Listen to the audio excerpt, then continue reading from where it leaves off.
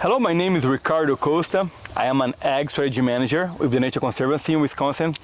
And I'm here today with Leslie. She is a goat and lamb farmer up here in northern Wisconsin. My farm is Cylon Rolling Acres, and we raise grass-fed goat and lamb on pasture year-round, with the exception of winter, of course, because we're in northern Wisconsin. We still do some actually conservation practices in winter to help with building our soil health. We can share a little bit about that later. So there is some possibility there, even though we're feeding hay in winter, but we're predominantly raising the goats and sheep on pasture and then selling our meat direct to consumers with a little bit of wholesale business. But most of our consumers are across the country, in addition to some concentration here in the Midwest. Purchased our farm over 10 years ago, but actually started running the farm about 8 to 9 years ago. It's a decent sized farm, but it's pretty small compared to farm sizes today.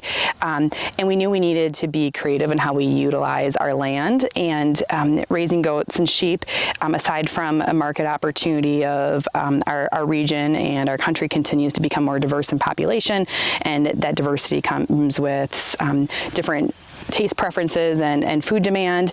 So that was part of our draw to raising the sheep and goats, but then utilizing conservation practices with our farm as we started to look at ways to raise our goats and sheep.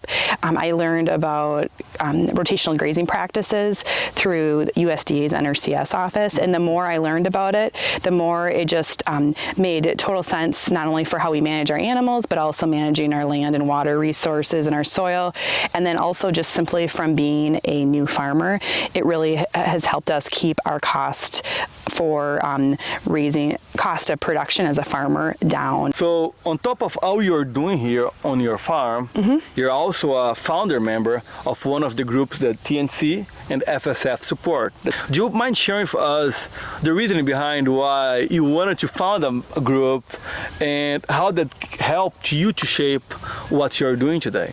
Sure. I think being a part of the Western Wisconsin Conservation Group has been really important for our local community in not only forming, but also, it's really the idea of farmers coming together and learning more about best practices in conservation, and also being able to learn from each other and it's really easy to look online or go to conferences and hear from the experts or the superstars in conservation and see what they're doing.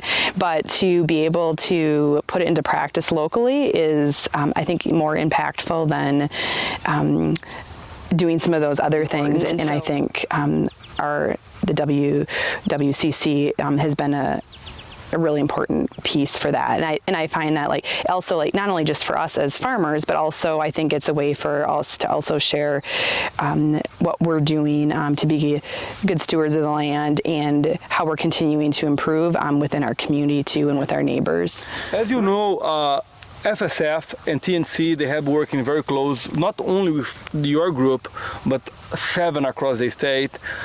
What are the benefits in having that partnership? Some of the things that have been really valuable is helping connect us with resources. So cost share programs, even just the idea of what are some of the new practices that we could be looking at doing cost share programs,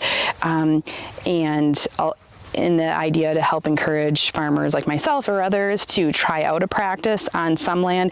I think also the value of working with those organizations like yours has been, getting us access to those experts, whether they're local experts, local agency folks, or other folks who've been beneficial or involved in research. And so I think pairing that mix of experts with local expertise and helping us be able to try it is really valuable for us as farmers, and I think makes us better at continuing to do better for not only our farms, but our watershed here in our communities.